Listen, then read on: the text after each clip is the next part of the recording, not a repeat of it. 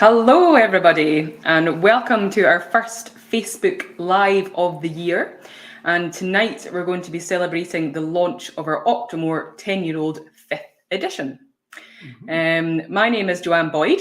I'm the Brand Academy Manager, and tonight we're coming live from the Laddie shop at Head Distillery on Islay.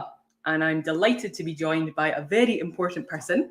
Thank you very much. Jane? No, just kidding. Very good, very good. I'll let you introduce yourself. Thank you very much. Yes, hello everyone, good evening. My name's Adam Hannett. I'm the head distiller here at Brookladdy, and really excited to be able to talk and taste through the Octomore 10-year-old, the 5th edition. And yeah, we've got some great questions coming as well, so we'll get through a few of those this evening too. We will indeed. We've got a support team with us tonight, so I do have Jane and Ashley manning the socials. So any comments, any questions, anything you want to add to the conversation, please do. I've got Roxana in the corner on Dram Cam, so she'll be tasting along with you. I think she's poured herself a nice good measure already. And we've got Rab and Robbie keeping us right on the desk behind us. So let's go for it. All right. Yes. Yeah. So I think we'll dive straight into some questions. It's a very exciting moment for us because it's the first time that we are not only going live on our own Facebook page, but we've teamed up with the Octomore only Facebook page, who are also streaming us live. And they've had the opportunity beforehand to send in some questions to us, which we're going to go through, as well as some that might come in later on as well. So the first question I have is from Robert Somerville. So hopefully Robert Somerville has joined us tonight. And he asks, what's your favorite from the Octomore releases? The usual answer would be Comus or Orpheus, so you're not allowed to say that. Okay. Or maybe you might have something else in mind. So what are your thoughts? Well, my first two would have been Orpheus and Comus, but no, they are very, very good whiskies, and I think still, actually, when those were released a long time ago, but they still hold a kind of a power and a presence about them. So they are fantastic whiskies. But if I can pick two, is that acceptable? I think that's okay. Okay, I mean, I can pick more, but yeah, if we'll stick to two. The OBA, which was a really lovely expression of kind of OBA stands for Octomore Black Heart, so a real assemblage of different. Was that ever confirmed? That's what I called it. So okay.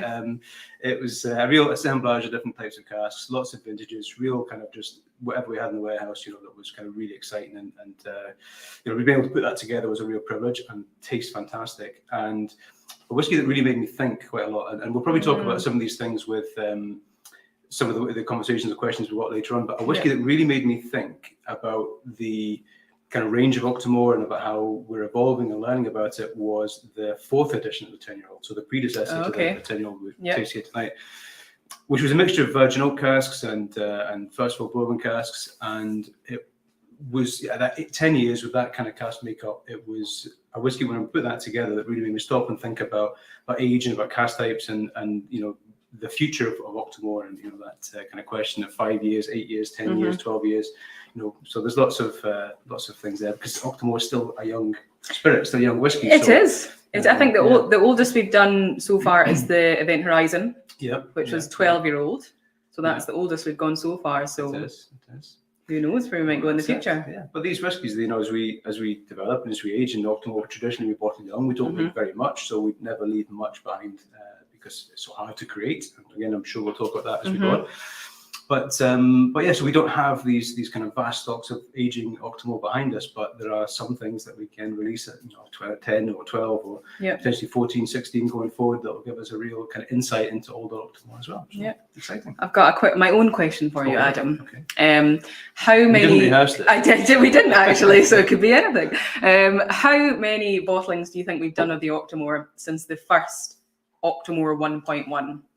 And that's including the specials that we've had. Including the specials. So the distillery only releases or the festival releases. Goodness me, 46. 46, very close actually. Octomore 10-year-old 5th edition is our 40th release of Octomore. So a moment to celebrate as well, I think. Absolutely. And we will get onto the day. I'm jumping a bit ahead. We will get on. We'll celebrate in a minute. We do have some of our range behind us on the display here in the shop. The Octomore has, as Adam talked about, it really has evolved over the years, and every different series, every different release has its own story, its own differences. And, you know, Octomore did start up really focusing on the ppm and focusing on the peat.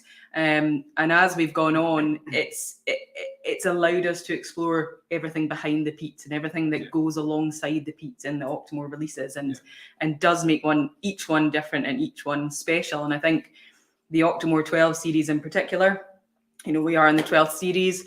The phenol content, some might have seen it as a bit lower than some of the previous releases, but actually there's so much going on in terms of barley with the Octomore Islay barleys, of cask types that you're totally in charge of. So there's a lot to discover. I think, with particularly the 12s, like you say, there's a perception of a low ppm. There's a low ppm across the range, which is natural kind of way, and I'm sure we'll touch on that, but how Octomore is created and where those ppm level comes from.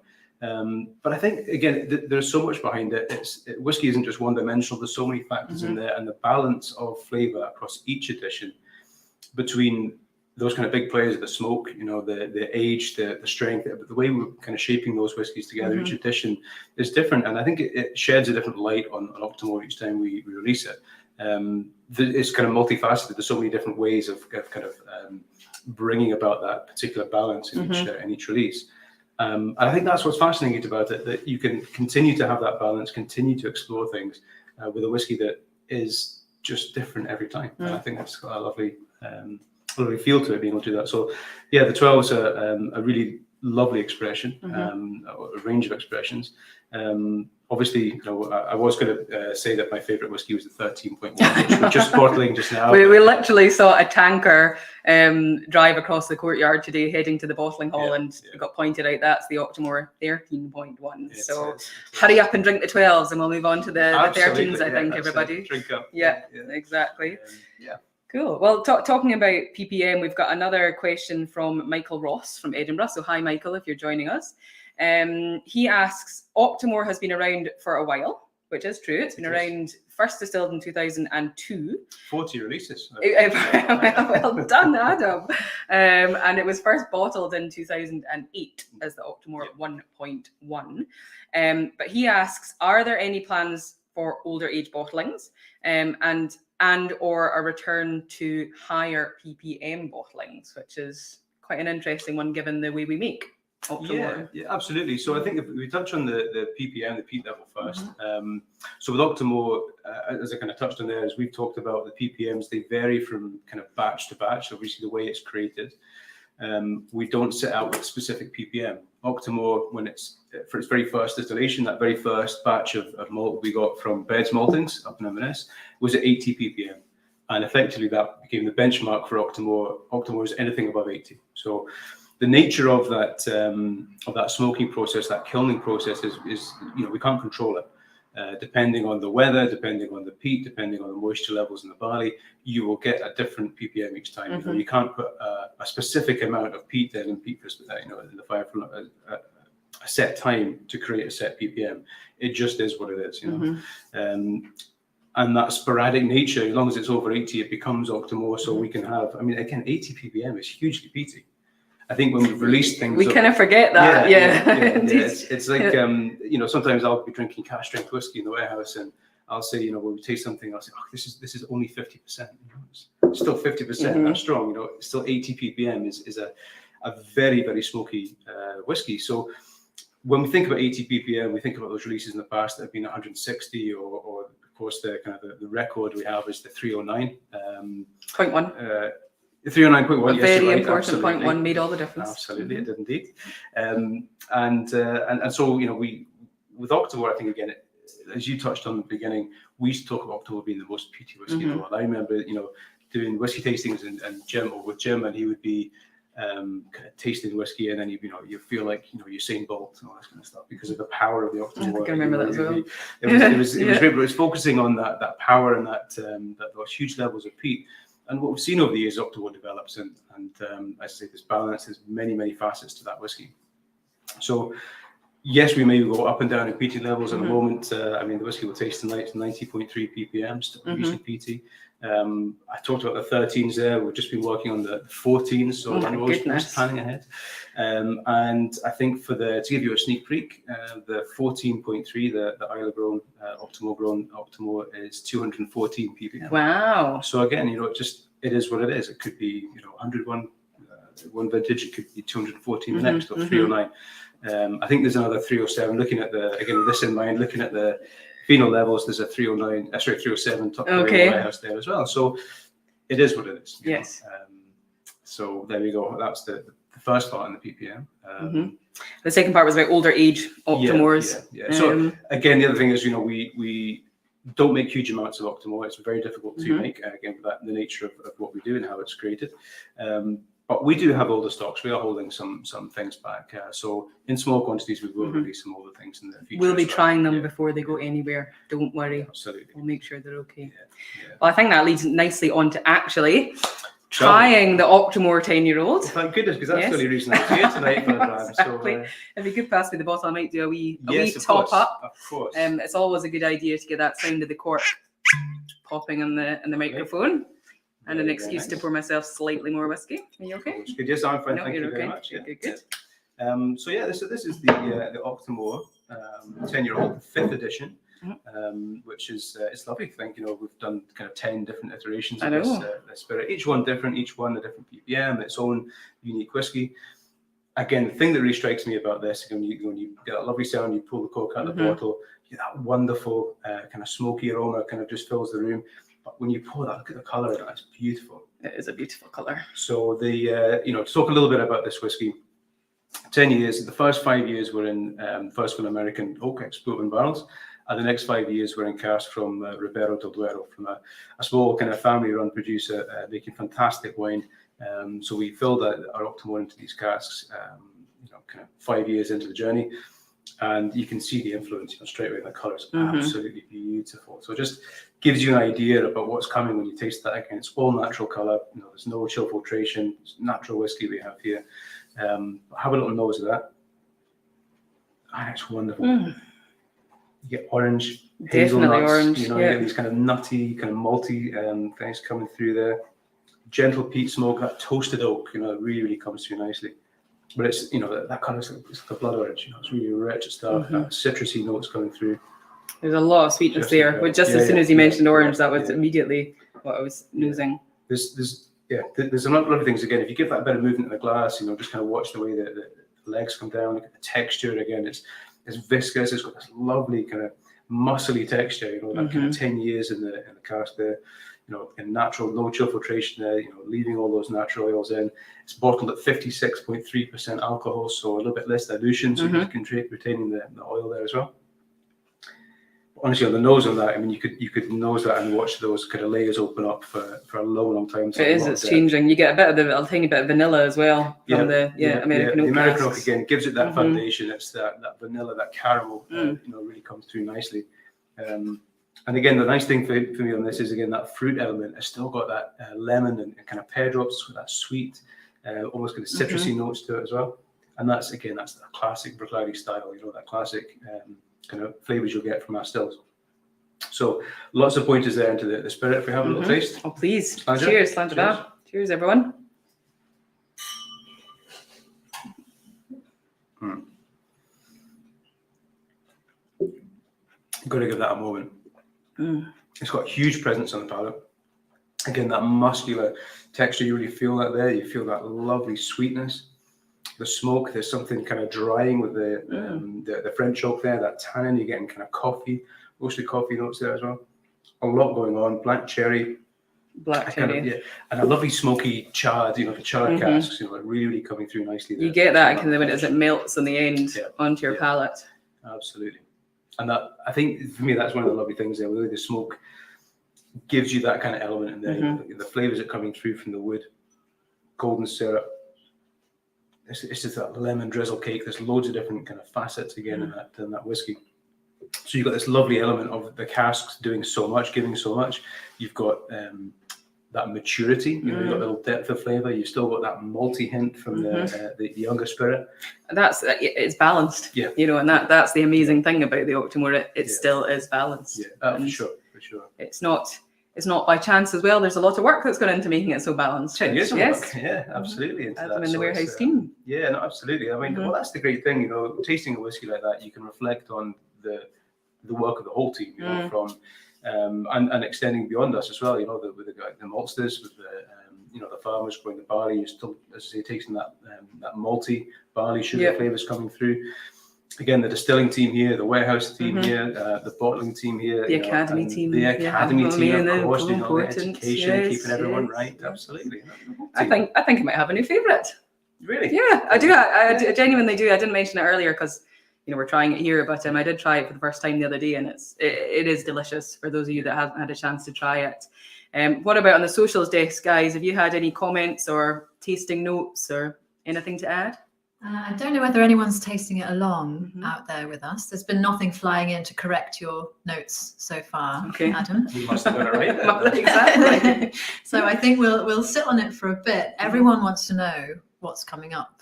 Everyone wants to know what's in the pipelines for Octomore. So we'll come back to that. Okay.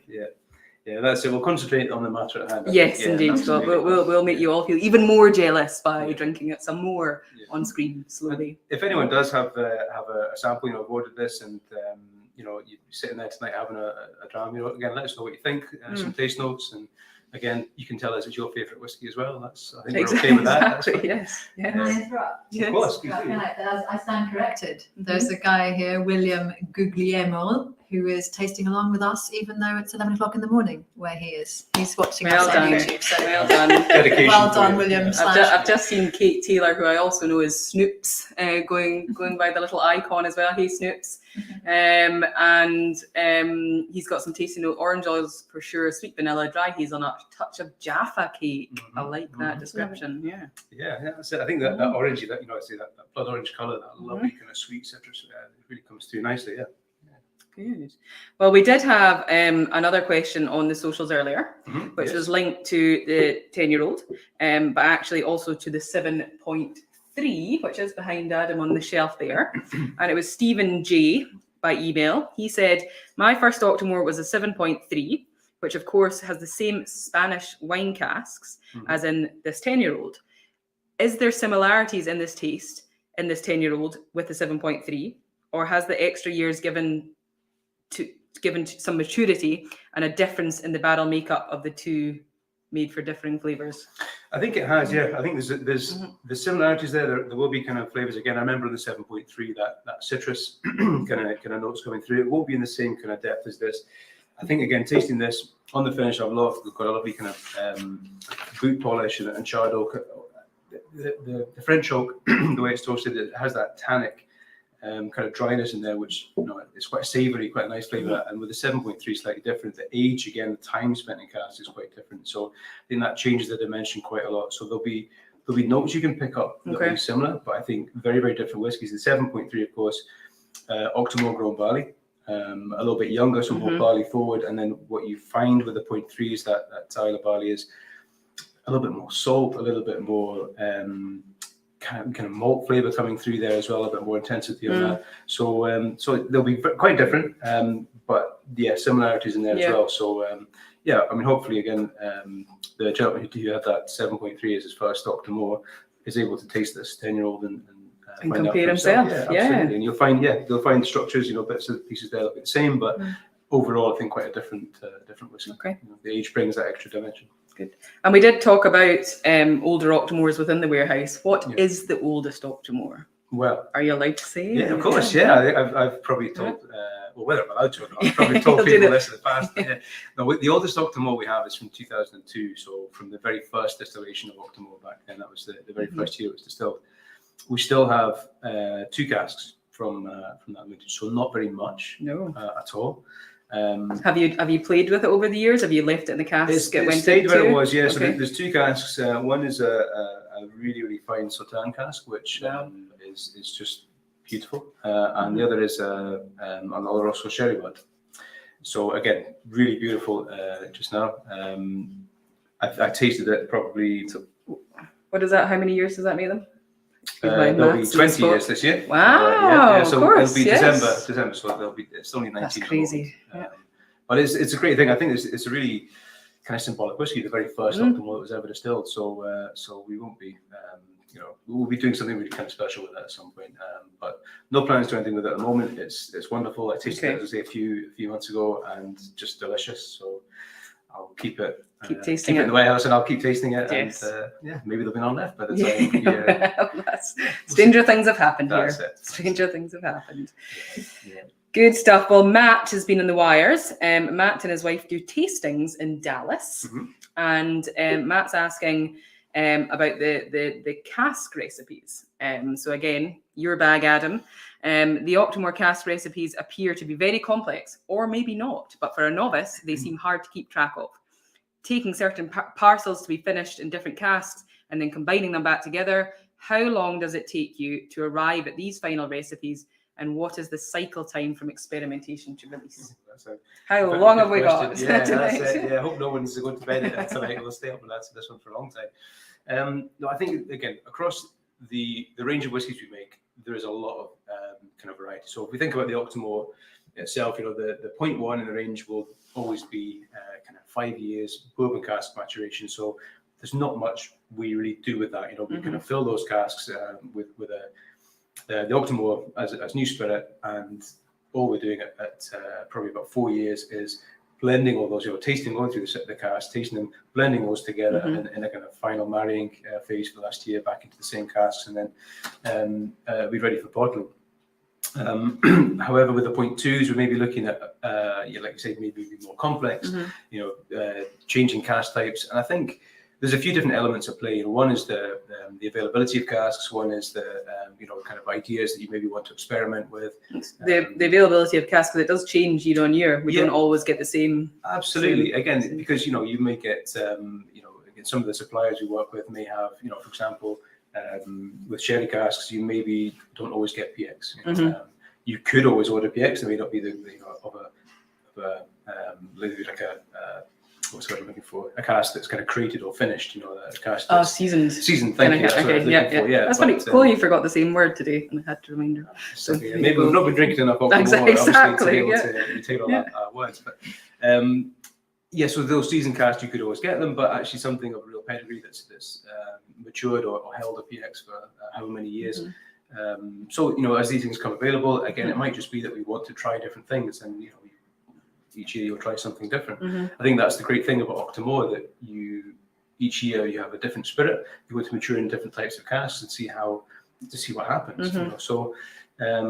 Sometimes we'll fill with an idea just to kind of wait and see what happens. Sometimes what we'll have is like, as the question was referring to, a path that we create. We try things. Things will catch our eye. We'll try different casks, move things to different casks, and see.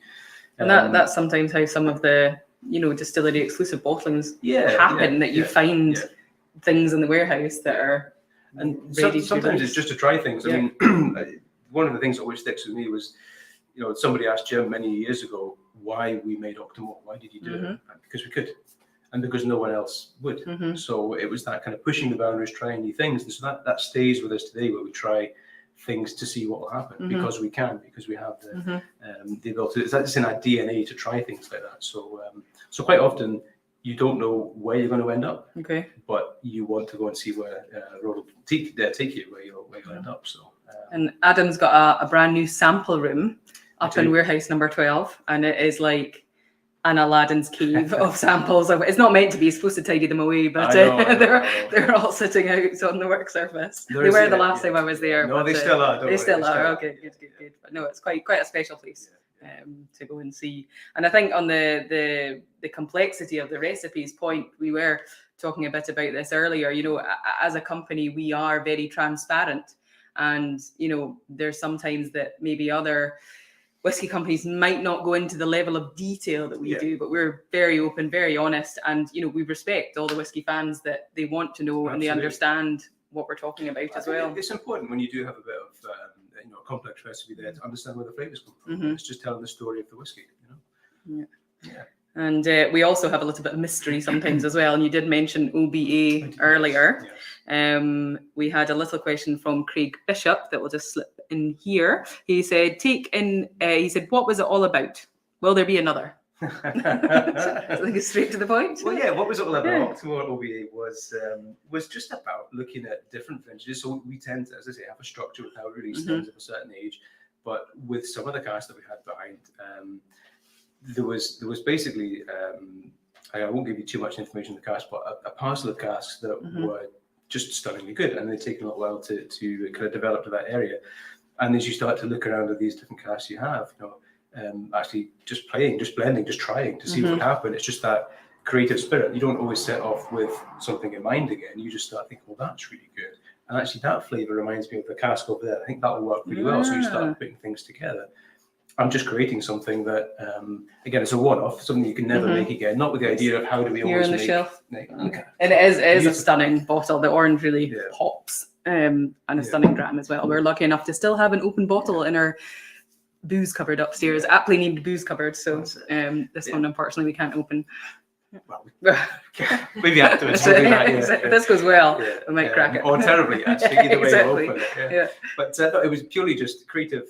Let's try it. Let's see what happens. I think, again, for the masterclass at the festival, it was kind of the idea of creating something for that. So, again, it's a whiskey that you would only get to taste in the warehouse there. And actually, well, there you go. That was a good story about that. Actually, there was a group of folk who were kind of demanding that we release it. They tasted it at the masterclass and kind of had, we want OBA t-shirts and like a campaign basically. And again, I think we like to kind of stay close to people who are enjoying drinking our whiskey and talking about having that conversation. And people were demanding it. Well, why not? It might not be a big release. It might not be enough for the whole world, but it's a beautiful whiskey, and let's put it in that bottle. So that was OBA.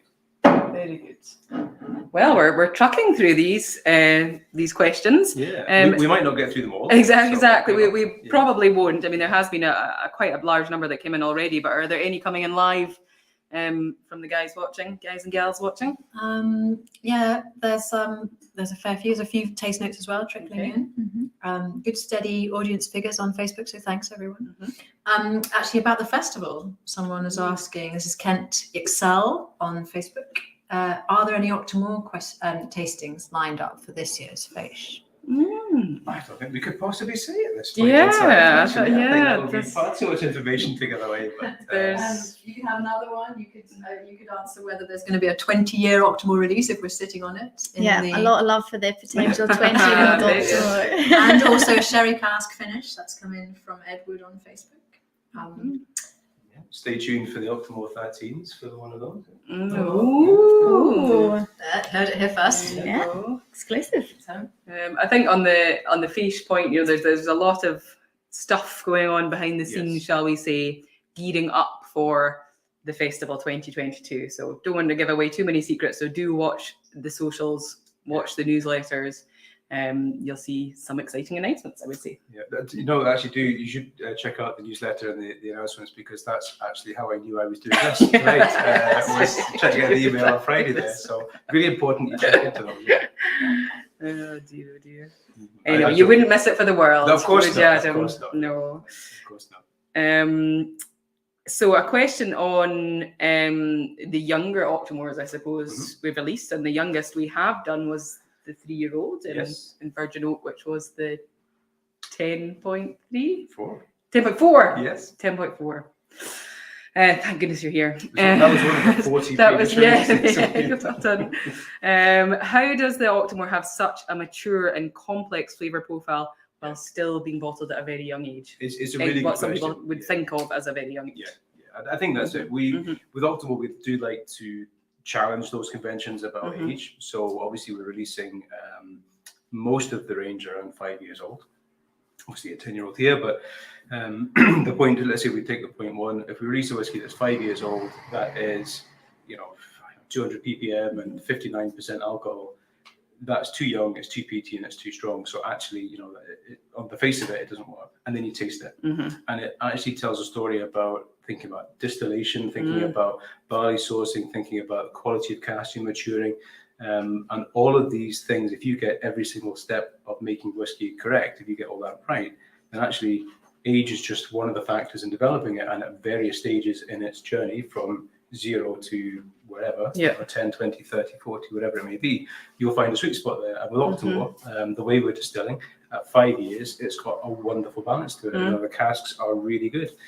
We're filling at a high strength, so we're extracting lots of flavour from the wood. We've got that was also a question about, do we select more active casks for Octomore Spirit? Yeah. Well, I think again we're using first fill casks for the 0.1, for the 0.2. For the 0.3s, we'll obviously be using some refill casks in there as well. But again, the quality of the oak is really, really important, and so I think again, age is if the whiskey industry has used age as a factor to signify quality, which is not necessarily true. You have to think about the whole package, and it's why we don't.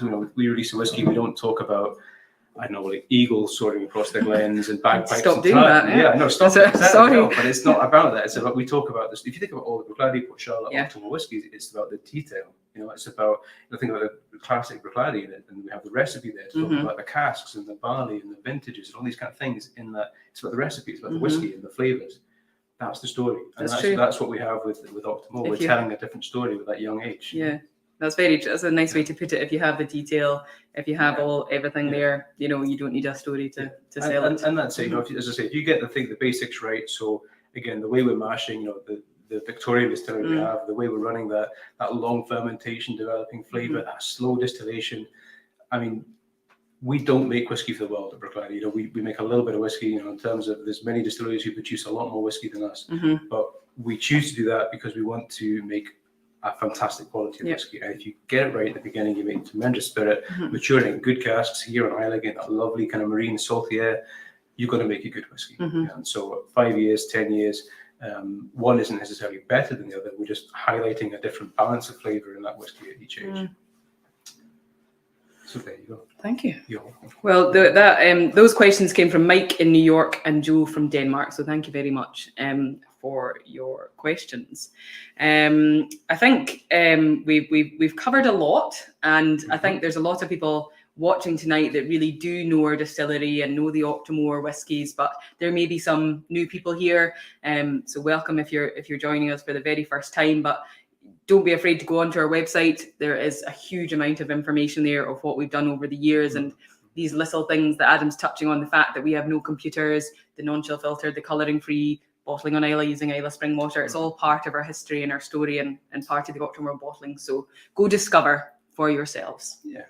But I think a lot of people have been asking already, what's next? Not necessarily maybe just in terms of what we're bottling, but what's next maybe for Octomore in general that's quite exciting. Yeah, well, I think it's obviously we've developed with Octomore a structure, or a kind of a way of looking at releasing whiskey that by its very nature, every bottling we do is very different. I think that's one of the wonderful things for me about Octomore. And in the last 40 releases we've done, since distilling since 2002, in the grand scheme of making whiskey, that's not a long time. That's 20 years. So we're still learning. We've been really, I think, transparent and open about releasing those whiskies as we've been learning about them, and kind of going on the journey and that tasting with everybody who's been enjoying drinking Octomore with us. And I think, as I touched on before, that 10-year-old 4th edition, where you taste a whiskey like that, put a whiskey like that together, and it makes you think, that flavour profile kind of made me stop and think about actually what could the future be. And I think that's still all up for grabs. I think the great thing about Octomore, we're in a real kind of moment with Octomore where what is the future? And that's certainly what I'm spending a lot of my time thinking about just now. And at this point in time, we haven't answers on a postcard. Yeah, yes, we might get another OBE out of it. I think one of the things about that is actually we do want to listen. We do want to think about how people enjoy Octomore, what people think about Octomore, what they like, what they don't like, the whole kind of thing. I mean, actually, no, we don't like. No, I don't know. Just what you do like. No, but I think that the whole kind of thing about this is that we're always looking to the future. We're always looking at things. I don't want to give too much away, but we will be releasing the Octomore 13s, and there's some interesting whiskies in there. There's always going to be some special things working away in the background. So, there'll be specials coming up here and there and everywhere. And but I mean, not say too much more. What about production-wise? We currently use Beard's maltings Anything else that might be interesting to mention? That's a very good point. Thank you for the so we will be. We've always had plans to build our own malting on the island. I've been telling people since 2006 we're going to be building our own malting. Yes, and soon. And any decade now. Any decade, Absolutely, yes.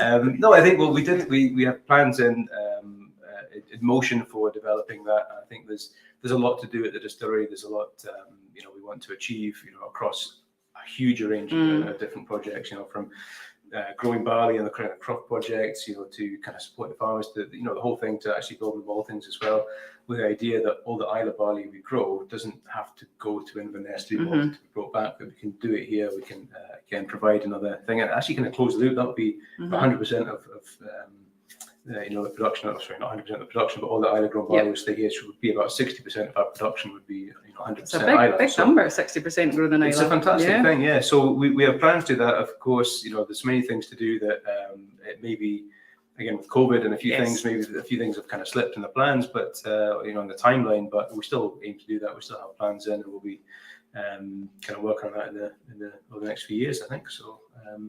If we're still sat here 10 years from now, we'll be seeing next year. Any year now we'll be doing it. But I think probably kind of 5 to 10 years we should have that in place. Yeah, that'll be a nice celebration. Yeah, it'll be an amazing thing. I think it really will. I think ever since day one, again, you and I have been here a long time. Too long, Adam. Hopefully not. You keep making us stay with these amazing whiskies.